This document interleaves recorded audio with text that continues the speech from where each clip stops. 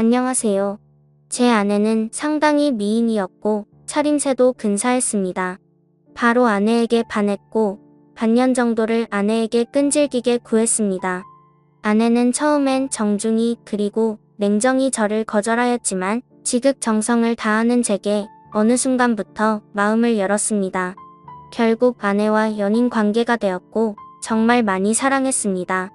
처음엔 일방적이었지만 아내도 성실한 제 모습을 인정해 주었고 세상 부러울 것 없는 커플이 되었습니다. 아내와는 2년 남짓의 짧지만 불꽃 같은 연애를 했고 결혼하게 되었습니다.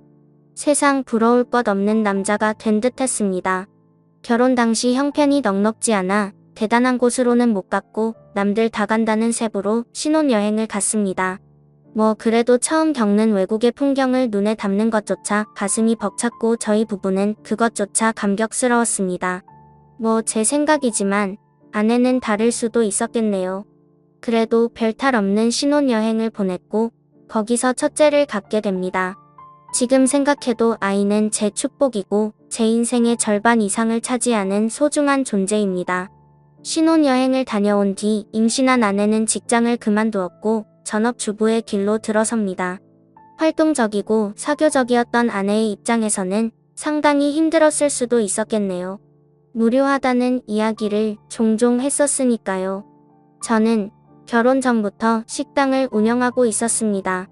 김치찌개집이었는데 어머니 손맛이 상당히 좋아 그 비결을 이어받아 가게를 내었고 장사를 하게 되었습니다. 장사는 잘 되었습니다. 20평 남짓의 작은 가게라 많은 수입이 있진 않았지만 그래도 남들 먹고 사는 정도 이상은 벌었던 것 같습니다. 사실 제가 가방끈이 조금 짧았고 이 정도 벌이에 안정적인 삶을 살 수 있다는 것에 감사하며 살았습니다. 임신한 아내와 뱃속에 있는 아이를 생각하며 열심히 장사를 했습니다. 그리고 신혼여행 10개월 후 저희는 세상에서 가장 빛나는 보석을 얻게 됩니다. 너무 사랑스러웠어요. 저에게는 아내와 아이가 동기부여가 되었고 2호점까지 내게 됩니다. 2호점은 1호점에 비해 10평을 늘려 30평 정도로 크게 했고 마찬가지로 장사는 잘 되었습니다.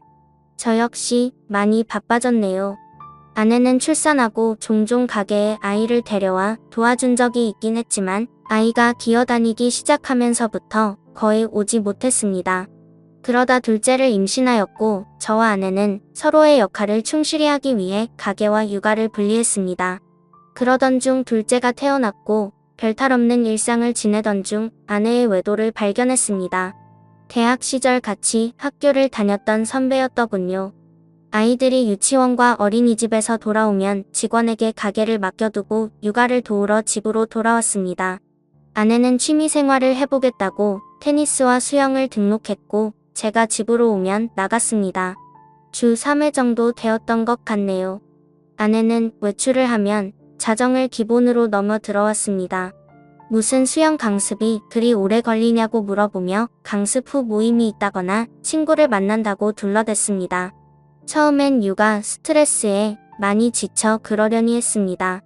오히려 잘 놀다 오라는 말까지 했습니다. 가게 2개를 운영하며 잘 못 챙겨준 것도 미안했으니까요. 날이 밝아서 들어온 적도 종종 있었습니다. 그건 좀 아닌 것 같아서 그때마다 저는 화를 내었고 부부싸움으로 이어졌습니다. 그러던 중 종종 들르는 인터넷 커뮤니티에 다른 사람이 작성한 아내의 불륜 사연을 보았고 그때부터 찜찜한 기분이 들었어요. 어느 날 와이프 핸드폰을 몰래 보았습니다. 한 남자와 주고받은 카톡이 있었습니다. 내용을 보니 가관입니다. 그 남자의 은밀한 사진과 아내의 은밀한 사진들이 교차되며 대화가 오갔고 차마 입에 담기 힘든 낯뜨거운 대화들이 담겨져 있었습니다. 세상이 그렇게 믿었던 아내의 불륜이 이렇게 제게도 찾아왔습니다. 주저앉았고 망연자실했습니다. 한참 허공을 바라보다가 화가 치밀어 다 뒤집어 엎어버릴까 하다가 차분히 생각할 시간을 가졌고 다음날 아내에게 조용히 말을 꺼냈습니다. 와이프는 당돌하게도 외도 사실을 순순히 인정하네요. 아니라고 해명이라도 하길 바랐는지도 모릅니다. 뭐 증거가 그리 나왔으니 발뺌하기도 어려웠겠지만요. 아내를 다그쳤고 저는 남자를 만났습니다. 카톡 내용을 들이밀었습니다. 그 남자도 처음 겪는 일이고 무서웠는지 저한테 있었던 일을 다 말해주더군요. 대학 선배였고 졸업 후 과 모임에서 만나 정을 키웠다고 합니다. 물론 아내가 애딸린 유부녀인 것도 모두 알고 있었고요. 이야기를 들어보니 이 두 년놈들 대단합니다. 가장 황당했던 사건은 주말에 저는 일이 있어서 못 갔던 여행을 그 남자와 아내 그리고 저희 아이들과 같이 갔답니다. 경기도 외곽에 펜션을 잡아 마치 아무 문제 없는 부부처럼 아이들과 함께 놀았고 심지어 1박을 하고 왔습니다. 당시엔 제가 일이 있어서 너무 미안해했고 친구네 부부와 간다고 하여 아무 의심 없었거든요. 그런 줄로만 알았었는데 아이들 입단속을 얼마나 잘 시켰는지 저는 전혀 모르고 있었습니다. 심지어 아내에게서 교차 체크한 결과 그날 부적절한 행위까지 했다고 자백받았습니다. 어떻게 사람이 이럴 수 있을까요? 아이들을 방에 재우고 다른 남자와 바람을 피울 수 있는지 지금 생각해보면 이건 도저히 사람으로서 용서가 안 되는 일이었지만 무릎 꿇고 사과하는 아내에게 그간의 정이 남아있어 바보 같게도 저는 용서를 해주고 맙니다. 제가 등신이 많네요. 그때 봐주는 게 아니었는데 애들도 둘이나 했고 처음 당하는 일에 어안이 벙벙했단 터라 애석하게도 저는 용서를 해주었습니다. 미친 듯이 화가 났지만 그래도 아내를 너무 사랑했습니다. 모든 게 못난 제 탓이려니 했고 앞으로의 미래만 보고 원상태로 돌리려 많이 노력했습니다. 주말이면 아내와 아이들과 함께 매주 놀러갔고 의식하지 않으려 그간의 일들을 입 밖에 꺼내지도 않았습니다. 아내도 많이 달라지는 듯 했고 자정이 넘어서에 들어오던 위험한 외출은 거의 없어졌습니다.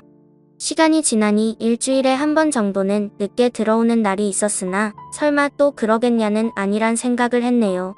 그러다 또 사건이 터졌습니다. 어느 날 아내는 저에게 한증막에 다녀온다고 기다리지 말라고 톡을 보내왔습니다. 순간 너무 찝찝했는데 용서했다고 하나 그 당시에 일을 완전히 잊지는 못했던 것 같습니다. 예전에 와이프 폰에서 보았던 모텔로 애들을 재우고 무작정 가보기로 했습니다. 카카오 택시의 이용 내역에서 발견한 곳입니다. 남양주에 있는 한 숙박업소였습니다. 전 그곳 주차장에서 아내의 차를 발견하고 말았습니다. 이런 기막힌 우연은 어떻게 딱 들어맞는지 왜 또 이런 시련을 또 겪어야 하는지 너무 아팠습니다. 주차장에 나란히 세워져 있는 또 다른 차가 굉장히 의심스럽더군요. 상대방 차는 벤츠였고 아내 차는 아우디였습니다. 아내에게 차를 중고로 뽑아준 지 보름도 채 안 되었을 때 이 사건이 터져버린 것입니다. 나란히 그 두 대의 차를 핸드폰으로 찍어놨습니다. 그리고 와이프가 내려오길 기다렸습니다. 처음에 3층에서 한 남자가 내려오더군요. 그리고 엘리베이터가 다시 3층으로 올라가고 바로 와이프가 내려옵니다.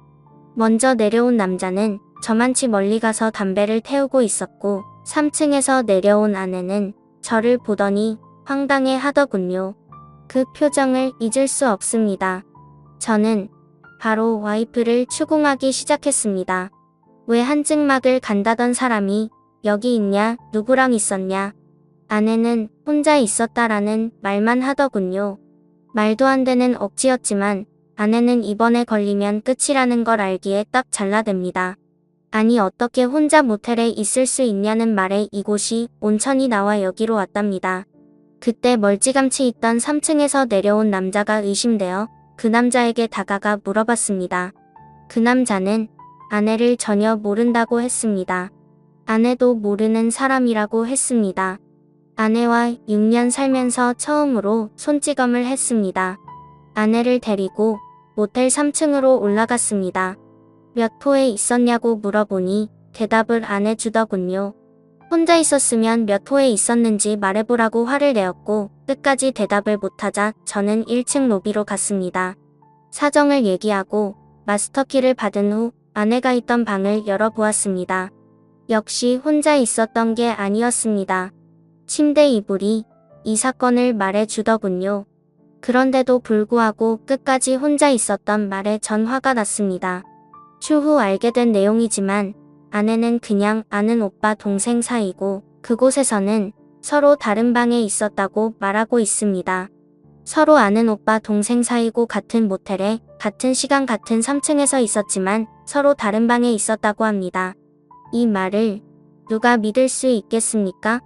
아는 동생한테 벤츠 차량 조회를 해봤더니 수원 자동차 매매단지 매물이라고 하더군요. 맞습니다. 그 남자는 중고차 딜러였습니다. 연락처도 알고 회사도 알고 그 남자에게 무작정 전화를 해보았습니다. 그 남자가 하는 말은 아내가 하는 말과 맞춘 듯이 똑같습니다.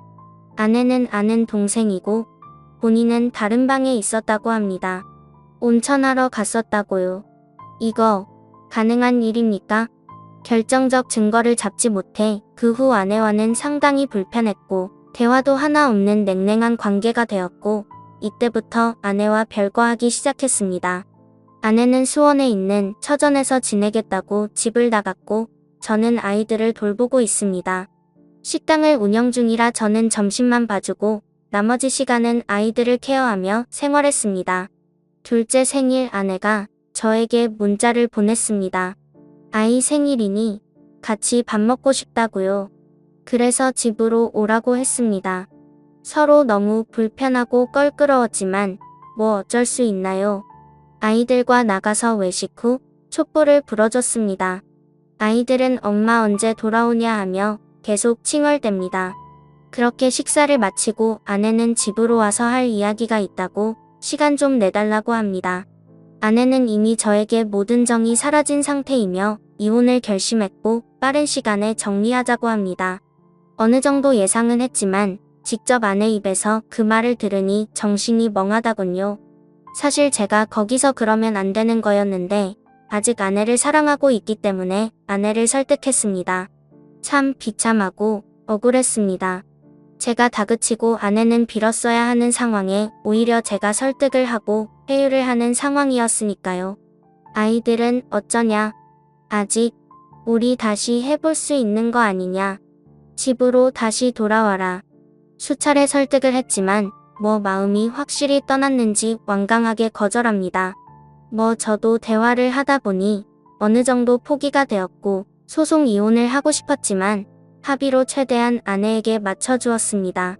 자동차와 적금 2천만 원, 현금 5천만 원 주기로 하였고 양육비는 안 받는 걸로 했습니다. 그래도 한때는 뜨겁게 사랑했던 그 여자를 그렇게 보내주었습니다. 그날 모텔에서 있던 사건은 의문만 남기고 끝나게 되었네요. 다 잊기로 했습니다.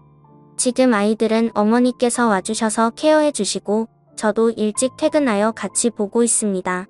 다행히 아이들에게도 익숙한 일상이었던지라 큰 무리 없이 잘 커주고 있습니다. 훗날 어느 정도 성장했을 때 저를 원망할 수도 있겠지만 최대한 부족함 없이 키워줄 예정입니다. 아이들 성격이 많이 밝아요. 항상 웃음을 입가에 머금고 살거든요. 세상 소중한 우리 아이들 아빠가 미안합니다. 여기까지 제 이야기는 끝입니다. 긴 사연 들어주셔서 감사합니다. 그런데 과연 서로 알고 있는 두 남녀가 같은 날 같은 층 방에서 아무 일 없이 있었다는 게 가능한 이야기일까요? 오늘의 사연 들어주셔서 감사합니다. 여러분의 생각은 어떠신지 댓글 달아주세요. 재미있게 시청하셨다면 구독, 좋아요 부탁드립니다. 감사합니다.